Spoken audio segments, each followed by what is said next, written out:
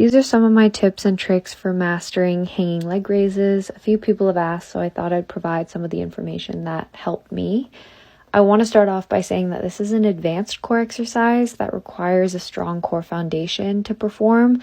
So I think I'll make another video later of exercises that can help you get to this point. So I'd recommend starting with dead hangs, which is just hanging from the bar. It may seem super simple, but it's actually way harder than it looks.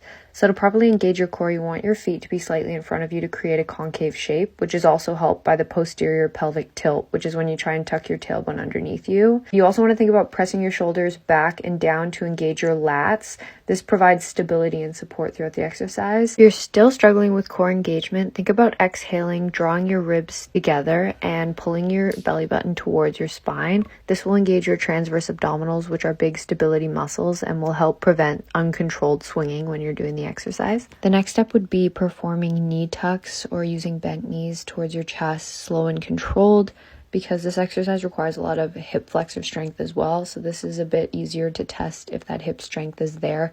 And also it's easier on your core in this position. You can also put a weight between your feet if you want to strengthen your hip flexors to work up to straight legs. And just make sure that you're returning to that dead hang posterior pelvic tilt position when you hit the bottom of the exercise. And then you can work up to the straight legs up to 90 degrees. Again, slow and controlled, because that'll prevent more swinging.